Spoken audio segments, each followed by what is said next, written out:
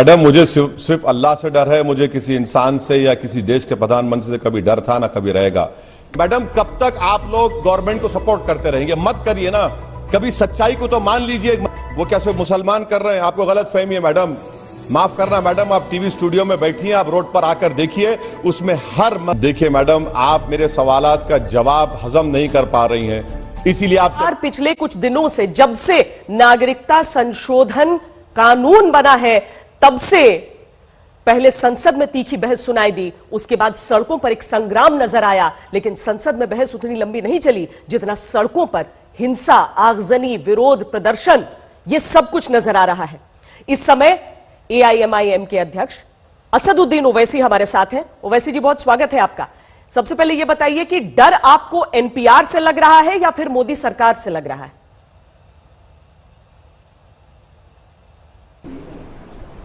Madam, मुझे सिर्फ अल्लाह से डर है, मुझे किसी इंसान से या किसी देश के प्रधानमंत्री से कभी डर था ना कभी रहेगा, क्योंकि इंसान से डरना ये गुनाह है और किसी इंसान को इंसान से डरने की जरूरत नहीं है। मैं अपने उर्दू में अगर कहूं तो अपने अंदेशों का इजहार कर रहा हूं। कल होम मिनिस्टर ने इंटरव्यू देते हुए कहा कि एनपीआर का एनआरसी से कनेक्शन नहीं है। मैडम, मैं आपके लिए, आपके देखने वालों के लिए बताना चाहूंगा कि पार्लियामेंट में जिस मोदी सरकार ने मिनिस्ट्री ऑफ होम अफेयर्स की एनुअल रिपोर्ट को टेबल किया, चैप्टर 15 आप देख लीजिए जाकर, उसमें पॉइंट नंबर 4 जिसमें कहा गया कि अंग्रेजी में पढ़ रहा हूं कि the NPR is the first step towards creation of NRIC. ये क्या झूठ है? ये होम मिनिस्टर कहते हैं कि कनेक्शन नहीं है, ये इन्हीं की रिपोर्ट जो पार्लियामेंट में हमको दी गई थी। दूसरा मैडम, 26 नवंबर 2014 को जो मिनिस्ट्री ऑफ होम अफेयर्स के वेबसाइट पर आज भी मौजूद है कि मिनिस्टर ने बयान दिया किसी एक एमपी के सवाल पर कि NPR is the first step towards creation of NRIC by verifying citizenship status of every user resident. क्या यह भी झूठ है? तीसरा मैं आपको बता रहा हूं, आप एमएचए के वेबसाइट पे अभी जाइए, जहां पर सिविल रजिस्ट्रेशन सिस्टम डिवीजन लिखा हुआ है, उसके लास्ट लाइन पर एनपी नेशनल पॉपुलेशन रजिस्टर पे कहा गया India is the process of setting up an NPR, this is the first step towards creation of NRC. मैं तो झूठ नहीं कह रहा हूं ना, मैं क्यों झूठ कहूंगा? मैं ये होम मिनिस्टर के वेबसाइट पर है। और नई राजनीति की बात मत करिए, राजनीति नहीं है। एक सीधी सी बात मुझे बताइए कि आप कुछ महीने, कुछ दिन पीछे जा रहे हो वैसे जी, लेकिन आप 2010 का जिक्र नहीं कर रहे। आप तो कहते हैं कि आप कांग्रेस के भी खिलाफ है, आप बीजेपी के भी खिलाफ है, लेकिन जब कांग्रेस 2010 में एनपीआर लेकर आई थी तब आपने यह विरोध नहीं किया था। बिल्कुल बिल्कुल, आपका अच्छा सवाल है। आपको जानकर हैरत होगी कि जो मनमोहन सिंह के जमाने में एनपीआर हुआ था, क्या उसमें सिटीजनशिप से कनेक्शन किया गया था? क्या उसमें सिटीजनशिप, आपकी और मेरी सिटीजनशिप को वेरीफाई किया जा रहा था? नहीं, अब के बार किया जा रहा है। क्या उस वक्त यह पूछा गया था कि मैडम श्वेता के वालिद वालदा का नाम और उनकी डेट ऑफ बर्थ और डेट ऑफ प्लेस क्या है? नहीं पूछा गया, अब पूछा जा रहा है। क्या उस वक्त श्वेता मैडम से पूछा गया था कि आपका मोबाइल नंबर दीजिए, आपका पासपोर्ट दीजिए?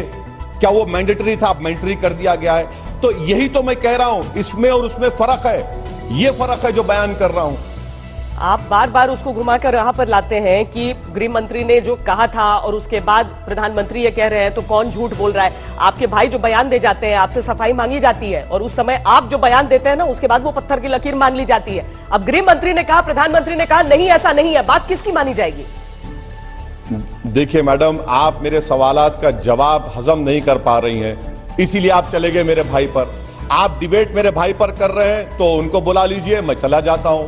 अगर आप डिबेट कर रहे हैं कि अमित शाह ने जो कहा वो सच है या झूठ है, तो मैं तैयार हूं। मैं आपको मिनिस्ट्री ऑफ होम अफेयर्स के वेबसाइट से कोट करके बता रहा हूं और आप दूसरी जगह चले जा रहे हैं। मैडम, कब तक आप लोग गवर्नमेंट को सपोर्ट करते रहेंगे? मत करिए ना, कभी सच्चाई को तो मान लीजिए। अगर मैं झूठ कह रहा हूं तो आप आधे घंटे के बाद मुझे बुला लीजिए, मैं तैयार हूं सुनने के लिए। मैं तो मिनिस्ट्री ऑफ होम अफेयर्स के वेबसाइट से कोट करके बता रहा हूं आपको डिफरेंस। मैं आपसे अपील कर रहा हूं कि सच्चाई को जानिए, छोड़िए मैं गंदा आदमी हूं, मेरा भाई भी गंदा है, हम बुरे हैं। अगर आप अच्छे हैं तो इस देश को अच्छा रखिए ना, छोड़ दीजिए हमारा क्या हाल है, हम गुनाहगार हैं, जो भी है।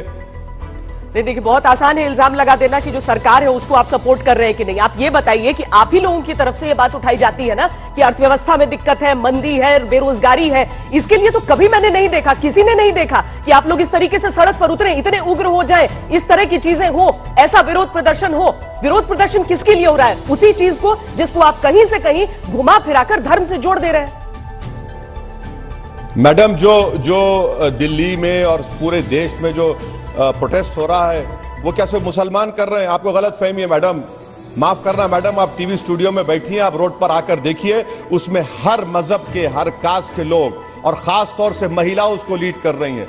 अगर आप उसको मजहब की ऐनक लगा के देख रहे हैं तो मुझे अफसोस हो रहा है, बल्कि उनकी तौहीन हो रही है। जो आज अगर रोड पर निकल रहे हैं, किस लिए निकल रहे हैं मैडम?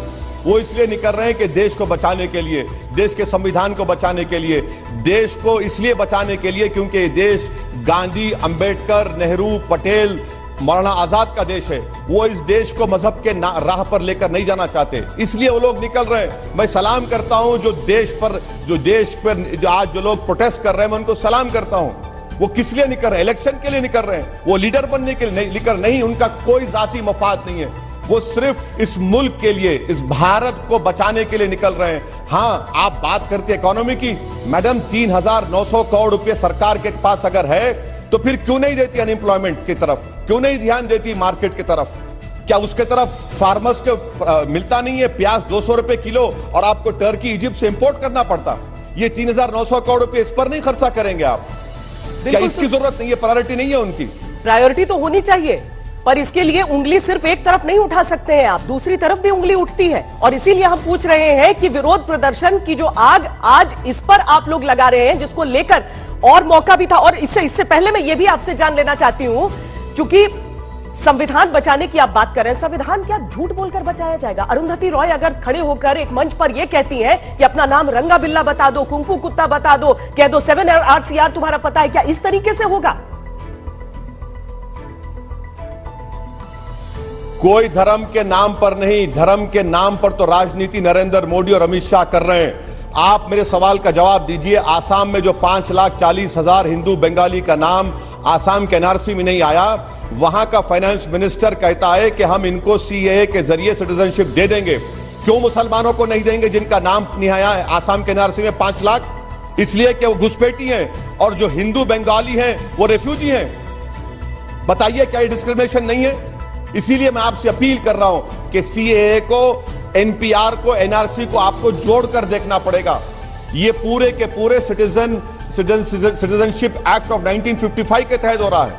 इसीलिए मैं आपसे गुजारिश कर रहा हूं कि देखिए उसको, आप भी समझिए। कल आपको भी तकलीफ उठाना पड़ेगा, आपको भी बताना पड़ेगा ये सब चीजें। 100 करोड़ जनता के पास जाकर एक ऑफिसर पूछेगा कि बताओ, अगर तुम्हारे पास तुम ये नहीं बताओगे तो डाउटफुल सिटीजन लिख देगा। कहां पर कहा गया? ये रूल नंबर 4 सबसेक्शन 3 में कहा जा रहा है। डाउटफुल सिटीजन जब हो जाएगा, मैं डॉक्यूमेंट्स भी दूंगा तो भी डाउटफुल रहूंगा। आप अंदाजा लगाइए कि कहां पर जा रहे हैं हम लोग, किस राह पर इस देश को लेकर जा रही है सरकार।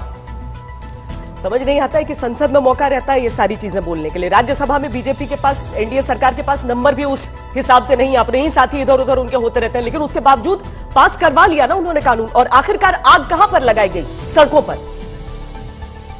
सड़क पर कोई आग नहीं लगा रहे हैं। सड़क पर हिंदुस्तान की आवाम, भारत की जनता निकलकर एक फाशिस्ट गवर्नमेंट से भारत को बचाने की कोशिश कर रही है। जो आग लगा रहा है उस पर एक्शन लीजिए। जिसने जामे मिलिया के लाइब्रेरी में घुसकर मिनाजुद्दीन की आंख को जाय कर दिया, उसके खिलाफ एक्शन लीजिए।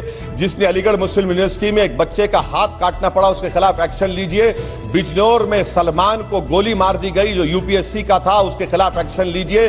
जो अनस जो अपने 7 महीने के बच्चे के लिए दूध लाने गया वो मर गया, उसके खिलाफ एक्शन लीजिए। जो सगीर 8 साल का था बनारस में, जो सफोकेशन से मर गया, क्यों मरा जानिए, उनके खिलाफ इंक्वायरी लगाइए। 18 लोग जो मर गए उत्तर प्रदेश में, जुडिशियल इंक्वायरी करवाइए। जो 5,700 लोग उत्तर प्रदेश की जेलों में सड़ रहे हैं, क्यों उनको डाला गया, उसके खिलाफ इंक्वायरी कराइए, सच्चाई सामने आ जाएगी। ये सारे नाम आपको याद रहे, लेकिन वो नाम आपको याद नहीं रहे जो वर्दी की वजह से नाम लिए नहीं जाते हैं। क्या वर्दी वालों की आंखें नहीं गई इसमें? क्या उनके ऊपर हमले नहीं हुए इसमें? क्या वो सीसीटीवी सारी जो फुटेज है वो सब झूठ बोल रही है? वो बिल्कुल आप आप एक्शन लीजिए। वीडियोस उसके भी हैं जहां पर बिजनौर में नेफ्तार के इलाके में मस्जिद के सीसीटीवी कैमरे को तोड़ा गया। वीडियोस वहां कर भी हैं कि जहां पर आरएएफ और पुलिस चल रही है, मुस्लिम महल्ले में रोड पर गाड़ियों के शीशे तोड़े गए, उसके भी वीडियो है। मस्जिद में घुसकर मारा गया, उसके भी वीडियो है। बहुत से वीडियोस है मैडम, सबको जमा करिए और सच्चाई का अंदाजा उस वक्त होगा जब एक इंडिपेंडेंट जुडिशियल कमीशन अपॉइंट किया जाएगा। इन तमाम वीडियोस को वो देखे और जो कोई भी मुलविस हो उसके खिलाफ एक्शन लीजिए। कौन रोक रहा है आपको?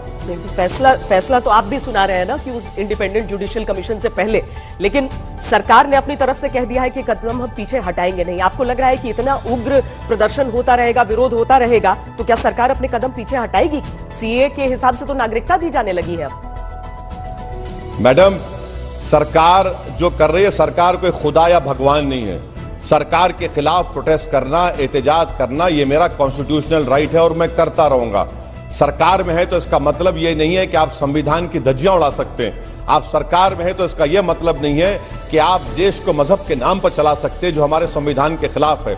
इसीलिए भारत की जनता इसके खिलाफ अपने गम और अपने गुस्से का इजहार कर रही है जमहूरी अंदाज में प्रोटेस्ट करके।